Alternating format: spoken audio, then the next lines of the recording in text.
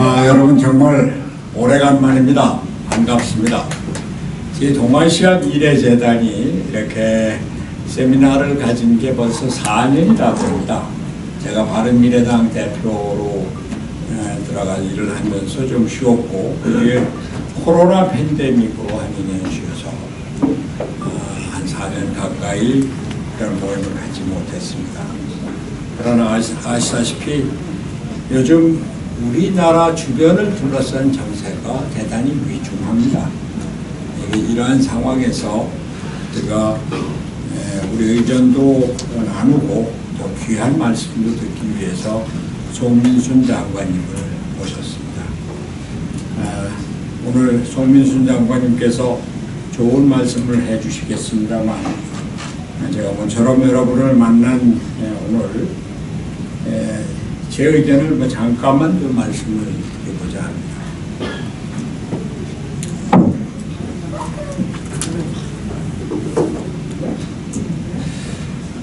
합니다. 대한민국에 위기가 도래했습니다.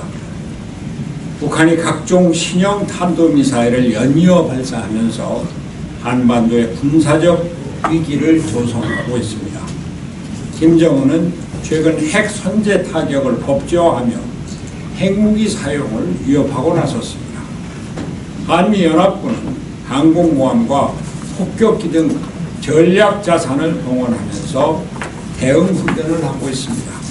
이러다가 실로 진짜 전쟁이 일어나는 게 아닌가 하는 의구심을 불러올 정도로 안보가 어수선합니다.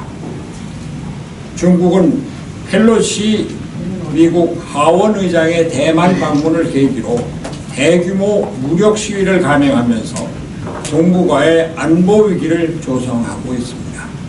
시진핑은 대만에 대한 무력 사용 포기를 절대 약속하지 않겠다라고 하면서 임기 내에 대만 무력 침공의 가능성을 열어놓고 있습니다. 실제로 시진핑의 집권 기간 내 대만 침공과 그로 인한 전쟁이 일어나지 않을까 세계가 걱정하는 상황까지 이르르고 있습니다.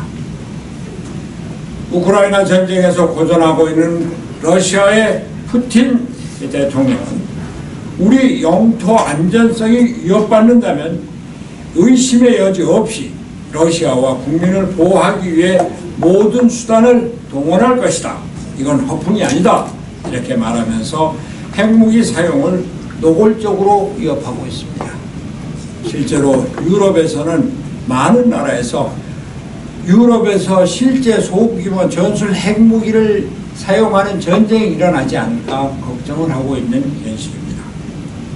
국제적으로 이렇게 전쟁과 핵무기 사용 위협이 고조되는 가운데 한국에서는 여당 대표 등이 전술핵 재배치의 필요성을 주장하면서 이 문제를 미국과 논의할 것이라고 말하고 있습니다.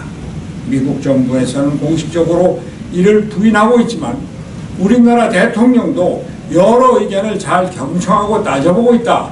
이렇게 말하면서 이를 적극적으로 부인하지는 않는 상황에 이르르고 있습니다. 안보 상황이 이렇게 어렵게 전개되는 가운데 우리나라를 비롯해 전 세계는 인플레이션과 경기 침체의 늪으로 빠져들고 있습니다. 우크라이나 전쟁으로 에너지 가격이 급등하고 미국의 급격한 금리 인상으로 중국의 화폐 가치가 하락하고 세계 경제가 위축되고 있는 것입니다. 한국은 20년 만에 6개월 연속 무역 적자를 기록하고 경상수지 적자가 급격히 늘어나고 있습니다. 한국 경제를 지탱해 오던 반도체도 미중 패권 경쟁의 희생물이 되어서 휘청거리고 있으며 미국의 자국 보호주의의 여파로 전기차, 배터리 등 신기술 산업도 위기를 맞게 되고 있습니다. 베를린 장벽 철폐와 소련의 붕괴로 이루어진 냉전체제의 해체는 이제 신냉전 체제로 변화해 세계는 바야흐로 시대 전환의 길을 걷게 되었습니다. 이런 과정에서 세계화를 지배했던 자유무역의 시대가 가고 미국은 자국보호주의 정책으로 동맹국과 일자리 제로섬 게임을 벌이게 되었습니다. 미국의 키신저가 주장한 대중국 전략, 무역을 통한 변화가 투키디데스 함정이 되어 미중 대결이 어디까지 진전될지 미래를 가늠할 수 없는 형편입니다. 미국의 바이든 정권이 들어서서 전임 트럼프 대통령에 이어 중국과 반도체 패권 전쟁이 더욱 첨예화되었습니다. 미중 패권 전쟁을 최고의 국정과제로 선택한 바이든 대통령은 전 세계의 가치 동맹을 기반으로 중국을 압박하고 있습니다. 중국에 대한 압박은 반도체의 생산 및 수출에 대한 통제에 그치는 것이 아니라 전 세계적인 공급망을 미국 위주로 재편하려는 정책입니다. 반도체 및 과학법을 제정하여 반도체, 배터리, 바이오 분야의 미국 내 투자를 지원하고 인플레이션 감축법으로 미국산 전기차를 우대하는 정책으로 전환하고 있습니다. 중국에 대한 신기술의 지원을 차단한다는 것이 명분이지만 이러한 미국의 자국보호 정책은 한국의 삼성전자, 현대차, SK 등이 미국 내 투자를 급격히 늘리는 결과를 가져오고 있습니다. 일자리 측면에서 한국과 미국이 제로섬 게임으로 발전하고 있는 것입니다. 바이든이 2022년 10월 12일에 발표한 국가안보전략 NS에서는 결국 1980년대 이후 미국에서 거의 사라진 산업정책을 부활하겠다는 것으로 이는 자유무역 대신 공정이라는 명목하에 보호무역을 추구하겠다는 미국 경제정책의 일대 전환을 말하는 것입니다. 우리는 신냉전 질서의 도래로 미중 경제의 틈바구니에 끼어 있습니다. 그동안 안미경중으로 안보를 미국에 의존하고 중국과의 경제협력으로 번영을 추구해왔지만 미중 경쟁 구도 속에 우리나라도 양자택일의 강요를 받는 신세가 되고 있습니다. 한국은 안보상 동맹국이지만 경제에서는 경쟁 상대가 된 형편입니다. 이러한 어려움을 극복하기 위해서는 우리는 무엇을 해야 할 것입니까? 미국을 포기할 수는 없습니다. 그렇다고 중국을 쉽게 버릴 수도 없습니다. 중간에 서서 양쪽의 이익을 다 취하기는 쉽지 않습니다. 중간자 역할은 양쪽으로부터 버림을 받을 수 있는 길입니다. 한미동맹은 우리의 유일한 생존의 길입니다. 북한이나 중국과 협력을 얻거나 협상하기 위해서도 한미 간의 굳건한 우호 관계는 필수적입니다. 미국의 신뢰와 지원이 없는 대한민국은 북한에게도 아무 쓸모가 없습니다. 김정은은 2018년 9월 21일 트럼프에게 보낸 친서에서 지금 문 대통령이 우리의 문제에 대해 표출하고 있는 과도한 관심은 불필요하다고 생각한다 라고 말한 데서도 여실히 드러나고 있습니다. 문재인 정부가 한미동맹을 경시하고 한미 군사훈련을 기동훈련 대신에 컴퓨터 시뮬레이션 훈련으로 대체한 것은 미국으로부터 한국에 대한 의심을 사게 하고 북한과 중국, 일본으로부터 멸시당하는 외톨박이가 되는 지름길을 택한 것입니다. 중국의 눈치를 보아서 미국의 펠로시 하원의장 방한 때 윤석열 대통령이 만나주지 않고 전화통화만 한 것은 미국의 입장에서 볼 때 한국의 동맹 의지를 의심케 할 수 있는 것입니다. 미국과 동맹관계가 중요하다고 해서 중국과 적대적인 관계를 만들어서는 안 됩니다. 우리의 경제적 이득을 포기해서는 안 되기 때문입니다. 중국에 대해서는 한미동맹, 한미 간의 우호적인 관계가 필수적인 것임을 공식적으로 알려주고 이해를 구해야 할 것입니다. 중국과의 경제 협력을 유지하기 위해서는 미중 관계가 적대적인 관계가 아닌 협력 관계가 되도록 우리가 역할을 해야 합니다. 이를 위해서는 반도체, 배터리 등 분야에서 한국이 우수한 산업기술과 생산 능력을 유지할 수 있어야 합니다. 경제적으로 우리가 중국에게 필요한 존재가 되어야 한다는 말입니다. 우리 정부는 기술 격차를 유지하고 확대하기 위해서 적극 역할을 해야 합니다. 인재 육성뿐 아니라 노사관계, 산업환경 조성에 정부가 적극 나서야 합니다. 용인의 반도체 클러스터가 이웃한 지방자치단체의 반대 때문에 3년째 착공을 하지 못하는 현실은 타개되어야만 합니다.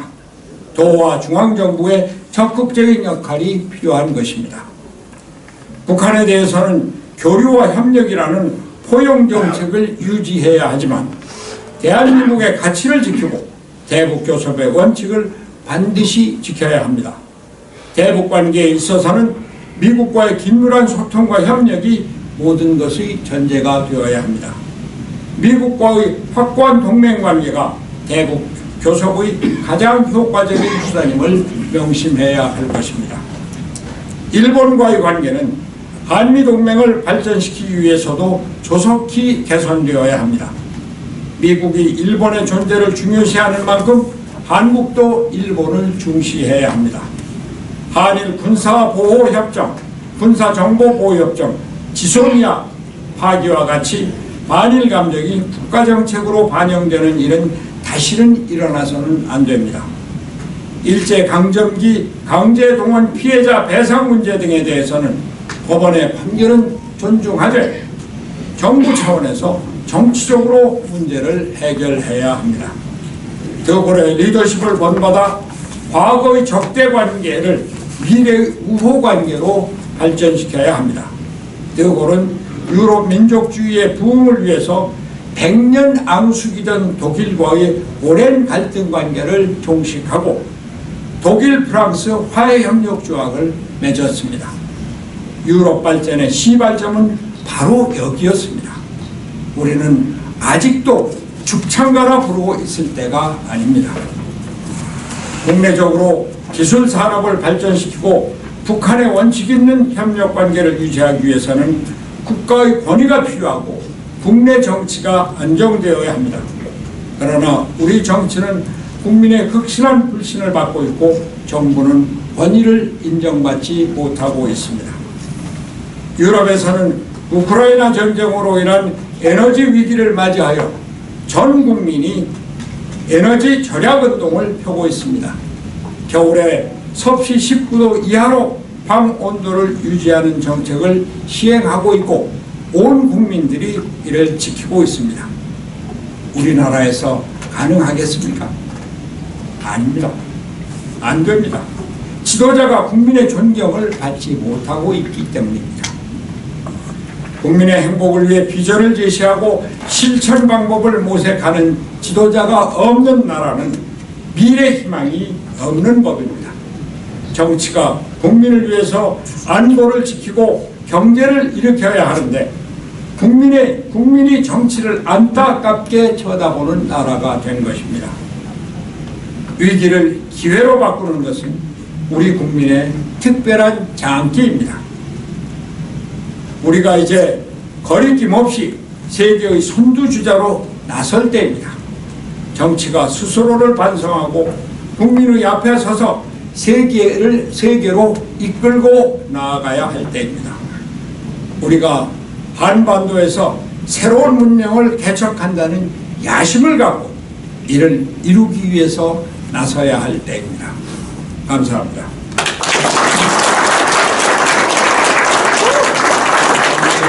간략하게 제 의견을 말씀을 드렸습니다만 오늘은 정말로 귀한 분을 초청을 했습니다. 여러분이 잘 아시는 송민순 전 외교통상부 장관입니다. 저는 이분을 우리나라 최고의 외교관이라고 생각하고 있습니다. 미국 전문가로 한미 동맹을 굳건히 하는 데 앞장서서 쓸 뿐만 아니라 한미 동맹이라고 해서 모든 것을 미국 뜻대로 따라가는 것이 아니고 할 말을 하는 원칙이 있는 외교관입니다. 중국과의 협력관계도 유지하고 남북관계에 대해서는 육자회담의 한국 대표로 가장 어렵고 가장 중요한 시기에 중요한 역할을 하셨던 분입니다. 저와는 경기도지사로 있을 때 경기도의 외교 특별자문관으로 같이 일하셔서 제가 그동안 많은 외교에 대한 견문을 얻을 수가 있었습니다. 그 뒤에 외교부의 차관부로 들어가시고 또 노무현 대통령 때 청와대에서 안보실장을 지냈고 외교통사부 장관을 지내셨습니다. 지금 우리나라 외교가 여러 가지 어려움을 겪고 있고 또 대통령이 해외 방문을 할 때마다 지지율이 떨어지는 이러한 어려움에 처해 있습니다. 왜 그럴까요? 대통령 자신은 외교 경험이나 국제적인 경험이 없는 분인 것을 우리가 다 알고 있습니다. 그러면 주변에서 제대로 보좌를 해야 합니다. 근데 주변에 있는 분들이 사실상 외교를 제대로 알고 외교를 제대로 경험한 실전 경험이 없는 분들입니다. 안보실장은 고려대학교 교수 출신으로 외교 차관을 지냈습니다만 외교 실무 경험이 없는 분입니다. 안보 2차장인가 1차장은 그분이 가장 중요한 역할을 한다고 하는데 그분도 대학 교수고 외교 실무 경험이 전혀 없는 겁니다. 꼭 외교 실무 경험이 있어야만 되는 것은 아닙니다만 그래도 대통령을 보좌하는 사람들은 그러한 실무적인 경험을 바탕으로 해서 필요한 절차와 필요한 내용을 보좌하고 건의를 해야 하는 겁니다. 저는 정민수 장관님 벌써 장관을 지나신 지 오래됐고 이분에 져서 비난은 아직도 그런다. 이것이 한때 정권과 마찰을 일으키면서 꿋꿋하게 싸워오신 분입니다. 그러나 우리나라에 꿋꿋한 원칙을 갖고 대한민국과 대한민국 미래에 대한 확고한 신념을 갖고 그러면서 미국, 중국, 일본, 러시아 또 유럽 여러 나라들, 아시아 여러 나라들 새로운 인도 태평양 시대를 열어가는 비전을 가진 이러한 분이 우리에게는 정말 필요하다는 생각에서 오늘 여러분들 우리나라 급변하는 세계 정사 속에서 우리나라가 가야 할 길에 대해서 좋은 말씀을 들으신 겁니다. 대단히 감사합니다.